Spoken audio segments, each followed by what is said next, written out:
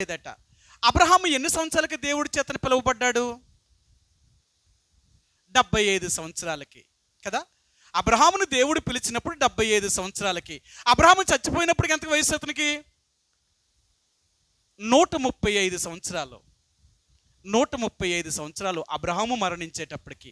అప్పుడు ఈ 75 సంవత్సరాల నుంచి నడక మొదలెట్టి 135 సంవత్సరాలు బతికాడు కదా. ఇప్పుడు ఈ కాలం ఎంత? ఇదో 25కి 100, అదో 35, అంతే కదా. అప్పుడు ఎంత అయింది? 60.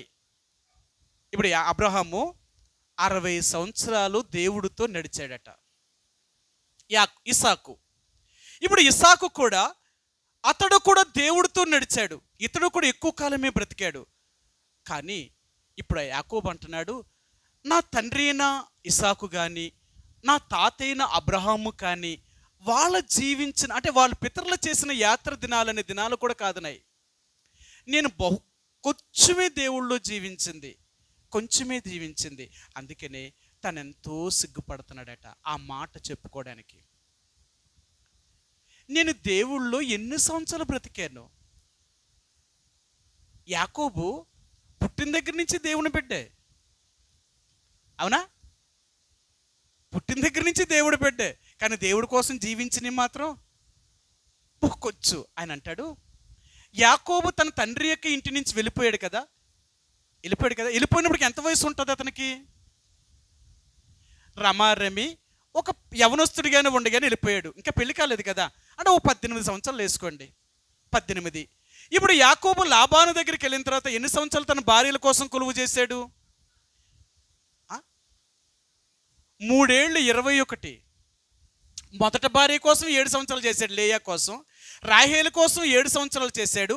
ఇంకో 7 సంవత్సరాలు తన జీతం, 7 ఏళ్ళు, 3 ఏళ్ళు అనమాట, 21 సంవత్సరాలు కొలువు చేశాడు. ఇప్పుడు 18, 21, 39. ఈ 39 సంవత్సరాల్లో యాకోబు భార్యలు సంపాదించుకున్నాడు. ఇక్కడి నుంచి సంసారం, పిల్లలుగా పిల్లలకన్న తర్వాత ఈయన ఏం చేశాడు? సంసార యాత్రలో పడ్డాడు. వాళ్ళకి ఆస్తిని సంపాదించుకోవడం, వాళ్ళ పూసుకోవడం, వీళ్ళ చూసుకున్నాడు. అంత చేసేటప్పటికి యాకోబు దేవుళ్ళో జీవించింది అంటే 0 అంట, చాలా తక్కువ. అదే దేవుడు అంటాడు, నువ్వు ఎప్పుడు రక్షణ పొందావు ఆ సంవత్సరం చూసి ఇన్ని సంవత్సరాల్లో నా కోసం నువ్వు ఎంత జీవించావో లెక్క కడతాడట. మనం దేవుణ్ణి నమ్ముకుని కూడా మనం ఏం చేస్తాం? ఆయన కోసం బతికేది ఏముండదు, అంతా మన కోసం బతకడమే.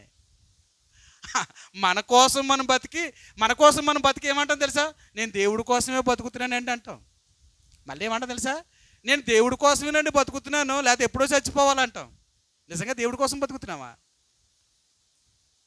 అదే దేవుడు అంటున్నాడు, నువ్వు నా దగ్గరికి వచ్చినప్పుడు నేను ఎలా లెక్క కడతాను తెలుసా? నువ్వు ఇంతకాలం బ్రతికేవు కదా, ఈ బ్రతికిన కాలంలో నా కోసం జీవించింది ఎంత? నువ్వెంత జీవించావు దాన్ని బట్టే నీకు జీతం ఇస్తాడట. అర్థమైందా? దాన్ని బట్టే నీకు జీతం. అంతేకాని ఆయనకి చెప్పినట్లుగా, ఆయనకి తగినట్లుగా జీవించకుండా నువ్వెన్ని సంవత్సరాలు నువ్వు దేవుడి దగ్గరికి వస్తే ఏంటి ఉపయోగం? అదేది లెక్క కట్టాడట. అదంతా వ్యర్థంగానే పోతుంది. అందుకనే చాలా జాగ్రత్త ఉండు. నీ దేవుడిచ్చిన నీ శక్తిని సద్వినియోగం చేసుకో. ఇప్పుడే సంపాదించుకో. దేవుడి కోసం నువ్వెంత ప్రయాసపడతావో అన్నారు కదా. 86,400 సెకండ్లు దేవుడు నీకు ఇచ్చాడు కాబట్టి ఒక రోజుకి ఈ 86,400 సెకండ్లు కూడా నువ్వు దేవుడి కోసం దీన్ని చెయ్యాలా, ఖర్చు పెట్టాలా. అంటే నువ్వు దీన్ని ఏం చేసినట్టే సద్వినియోగం చేసుకుంటున్నట్టు. అంటే నువ్వు ఇప్పుడు ఎంత దేవుని కోసం జీవిస్తావో ఒకరోజు అదంతా నీకు లాభమే. అర్థమైందా? నువ్వు ఇప్పుడు దేవుడి కోసం నువ్వు చేసేదంతా కూడా లాభమే. అందుకనే డబ్బుని మనం కలిగితే దాన్ని ఎలాగ అభివృద్ధి చేసుకుంటున్నామో, అది ఎలా రెట్టింపు అవుతుందో ఈ లోకంలో, అలాగే ఆత్మీయమైన జీవితాన్ని కూడా దేవుని కొరకు మనం ఎంత సమర్పించుకుంటామో, అది దేవుని యొక్క సేవలో కానీ, దేవుని పరిచర్యలో కానీ, ఆయా మీటింగ్స్లో కానీ, ఆయా కూడుకుల్లో కానీ నువ్వు దేవుడి కోసం నీ సమయాన్ని ఎంత ఇస్తూ ఉంటావో, ఈ సమయం అంతా నువ్వేం చేసుకుంటున్నట్టు? సద్వినియోగం చేసుకుంటున్నట్టు. దేంట్లో సద్వినియోగం చేసుకుంటున్నావు? దేవుడిలో. ఇప్పుడు నువ్వు దేవుడి కోసం నువ్వు పెట్టి ఈ సమయం అంతా కూడా ఒకరోజు మరలా నీకేమవుతుందో తెలుసా? దాని రెట్టింపు దీవెన నీకు కలుగుతుంది. కానీ మనం ఏం చేస్తాం తెలుసా? మనం సద్వినియోగానికి బదులుగా దుర్వినియోగం చేసుకుంటున్నాం సమయం అంతటిని. మనం దేనికోసం వాడుతున్నాం తెలుసా? దేవుడు మనకిచ్చిన సమయం అంతటినీ కూడా మన కోసం మనం వాడుకుంటున్నాం. మన కోసం మనం వాడుకుంటున్నాం. మన కోసం అంటే దేవుడు మనకిచ్చిన సమయాన్ని మన కోసమే వాడుకుంటున్నాం. దేనికి? మన కోసం అంటే మనం బతకాలి కదా. తిండి కోసం, గుడ్డ కోసం, ఇల్లు కోసం, ఈ లోకంలో బ్రతకడం కోసం వాడుతున్నామట. ఇవన్నీ వాడిందంతానంట ఒకరోజు వ్యర్థమైపోతుందట. అది చెప్పాను కదా, ఒంటికెట్టింది ఇంటికెట్టిందట, అది నిలవదట, అది నిలవదట. అలాగే ఈ లోకంలో మన కోసం మనం బ్రతికే బ్రతుకంతా కూడా ఒకరోజు వ్యర్థమైపోతుందట. అందుకనే సొలొమోను అన్నాడు, వ్యర్థము వ్యర్థము సమస్తమును వ్యర్థమే, ఈ సూర్యుని కింద జరుగుతున్న సమస్తం వల్ల దేని వలన మనకి ఏది ఉపయోగం లేదు, ఇదంతా వ్యర్థమే అంటున్నాడు. అంటే ఈ లోకములో మనం ప్రయాసపడి కష్టపడి మనం ఎంత సంపాదించుకొని పైకి రావాలనుకుంటున్నామో ఇదంతా ఒకరోజు వ్యర్థమే. దీనివల్ల నీకు రూపాయి కలిసి రాదు. చచ్చిపోయిన తర్వాత కలిసి వచ్చేది ఏంటో తెలుసా? నీకు ఇచ్చిన దేవుడిచ్చిన ఈ సమయాన్ని నువ్వు దేవుని కోసం ఎంత ఉపయోగిస్తున్నావు? దేవుని సన్నిధికి రావడంలో కానీ, దేవుని వాక్యాన్ని చదవడంలో కానీ, ప్రార్థించడంలో కానీ, దేవుడికి నువ్వు ఇచ్చే సమయం ఎంత? 24 గంటల్లో నువ్వు ఎంత సమయాన్ని దేవుడికి ఇవ్వగలుగుతున్నావు? ఎంత ఎక్కువగా నువ్వు దేవుడికి ఇస్తావో నీ యొక్క సమయాన్ని అంతా నువ్వు దేవుడి కొరకు ఖర్చు పెట్టడం వల్ల ఒకరోజు నువ్వు ఉన్నతమైన స్థానంలోకి వెళ్ళిపోతావు. అదే ఆత్మ సంబంధమైన దేవుని బిడ్డలు ఆలోచించేది ఏంటో తెలుసా? వ్యర్థమైపోయే ఈ లోకంలో ఉన్న శరీరం కొరకు ఆలోచించరు వీరు. నశించిపోయే క్షయమైపోయే దాని గురించి ఆలోచించరు. నిత్యము నిలిచే దాని గురించి ఆలోచిస్తారు. అందుకనే ఆయన అంటాడు, మనం ఏం చేసినా ఒకరోజు మన శరీరము నాశనమైపోతుంది అంటున్నాడు ఆయన. ఈ ఒక్క మాట చూపించి నేను ముగిస్తాను. కొరింథీయులకు రాసిన మొదటి పత్రిక 6వ అధ్యాయము, కొరింథీయులకు రాసిన మొదటి పత్రిక 6వ అధ్యాయము 13వ వచనమండి. 6:13.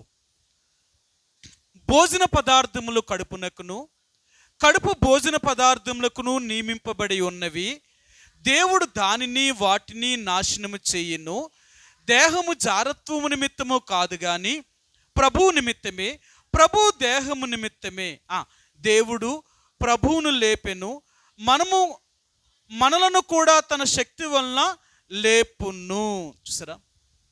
అందుకంటున్నాడు భోజన పదార్థములు కడుపునకును కడుపు భోజన పదార్థములకును నియమించబడి ఉన్నాయి. కానీ ఒక రోజు 2 నాశనం అయిపోతాయి.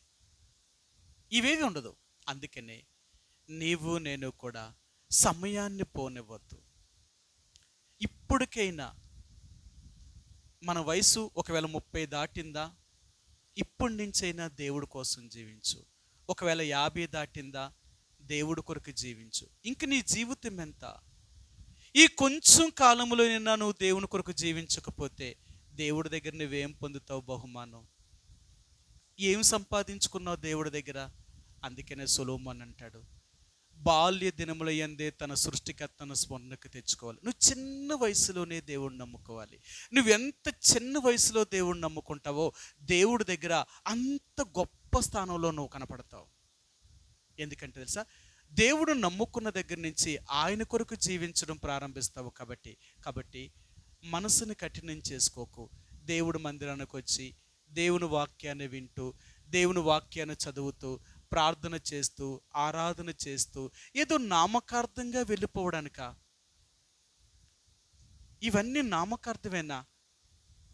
ఏ వాక్యాన్ని అయితే వింటున్నావో ఆ వాక్యాన్ని నువ్వు జీర్ణంలోని తీసుకెళ్తున్నావా? అరిగించుకుంటున్నావా? దేవుడు నాతో ఎలా మాట్లాడాడే, నేను దానికి తగినట్లుగా ఉన్నానా, అలా జీవిస్తున్నానా? ఒకవేళ లేకపోతే దేవుడిని అడుగు, ప్రభువా నిజమే నువ్వు నాతో మాట్లాడుతున్నావు, కానీ నేను దాని ప్రకారంగా జీవించలేకపోతున్నాను తండ్రి.